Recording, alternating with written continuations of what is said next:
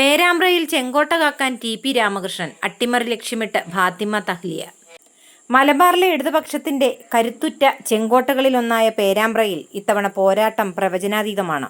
പതിറ്റാണ്ടുകളായി ഇടതുമുന്നണിയെ മാത്രം തുണച്ചിട്ടുള്ള ഈ മണ്ണിൽ UDF ഇത്തവണ അണിനിരത്തിയിരിക്കുന്നത് യുവത്വത്തിന്റെ പ്രസരിപ്പുള്ള ഫാത്തിമ തഹ്ലിയയാണ്.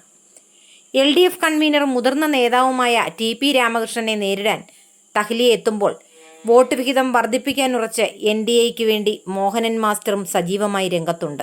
മുസ്ലിം ലീഗിന്റെ കരുത്തുറ്റ വനിതാ നേതാവായ അഡ്വക്കേറ്റ് ഫാത്തിമ തഹ്ലിയയുടെ സ്ഥാനാർത്ഥിത്വം പേരാമ്പ്രയിൽ വലിയ ചലനമാണ് ഉണ്ടാക്കിയിരിക്കുന്നത്.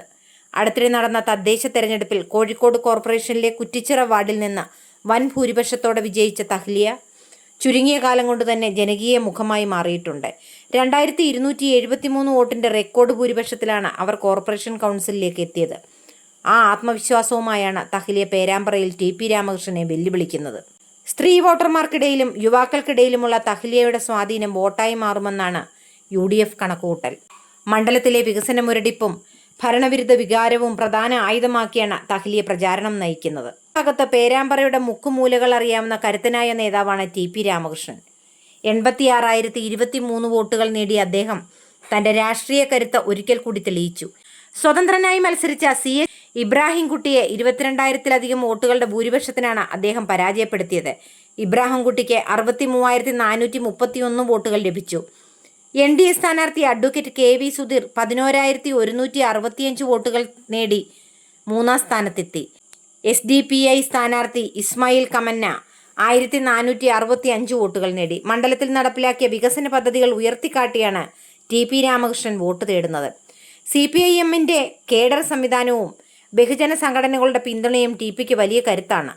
LDF കൺവീനർ എന്ന നിലയിലുള്ള അദ്ദേഹത്തിന്റെ രാഷ്ട്രീയ പാരമ്പര്യവും മണ്ഡലത്തിലെ ആഴത്തിലുള്ള ബന്ധങ്ങളും മറികടക്കുക എന്നത് UDFന് വലിയ വെല്ലുവിളിയാകും.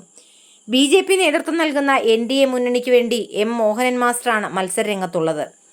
കഴിഞ്ഞ തവണ NDA നേടിയ വോട്ട് വിഹിതത്തിൽ വലിയ വർധനവ് ഉണ്ടാക്കുക എന്നതാണ് അദ്ദേഹത്തിന്റെ പ്രധാന ലക്ഷ്യം.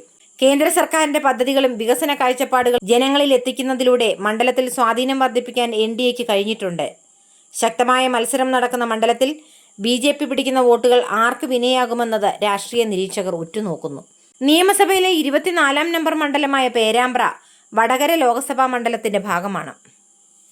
കൊയിലാണ്ടി താലൂക്കിലെ 10 ഗ്രാമപഞ്ചായത്തുകൾ ചേരുന്നതാണ് ഈ മണ്ഡലം. അരീക്കുളം, ചക്കിട്ടപ്പാറ, ചങ്ങരോത്ത്, ചെറുവണ്ണൂർ, കീഴരിയൂർ, കൂത്താളി, മേപ്പയൂർ, നൊച്ചാട്, പേരാമ്പ്ര, തുറയൂർ എന്നിവയാണ് ആ പഞ്ചായത്തുകൾ. കർഷകർക്കും സാധാരണക്കാർക്കും വലിയ സ്വാധീനമുള്ള ഇവിടം കാർഷിക പ്രശ്നങ്ങളാണ് പ്രധാനമായും തെരഞ്ഞെടുപ്പ് ചർച്ചകളിൽ നിറയാറുള്ളത്.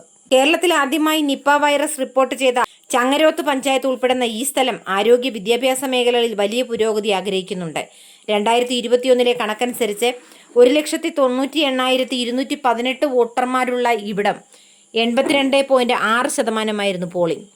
ഫാത്തിമ തഹ്ലിയയുടെ ഊർജ്ജസ്വലതയും ടി.പി. രാമകൃഷ്ണന്റെ രാഷ്ട്രീയ അനുഭവ പരിചയവും തമ്മിലുള്ള പോരാട്ടമാണിത്. മണ്ഡലത്തിലെ ഭൂരിഭാഗം വരുന്ന സ്ത്രീ വോട്ടർമാരുടെ നിലപാട് ഇത്തവണയും നിർണായകമാകും. ഇടതുപക്ഷത്തിന്റെ ഉറച്ച കോട്ടയാണെങ്കിലും ഫാത്തിമ തഹ്ലിയയുടെ വരവ് പേരാമ്പ്രയിൽ മത്സരത്തിന് പുതിയൊരു മാനം നൽകിയിട്ടുണ്ട്. ചെങ്കോട്ടയിൽ വിള്ളൽ വീഴ്ത്തി തഹ്ലിയ ചരിത്രം കുറിക്കുമോ അതോ ടി.പി. രാമകൃഷ്ണൻ തന്റെ കരുത്തു നിലനിർത്തുമോ? ഏപ്രിൽ 9 നടക്കുന്ന തെരഞ്ഞെടുപ്പിൽ പേരാമ്പ്രയുടെ വിധി വോട്ടർമാർ കുറിക്കും.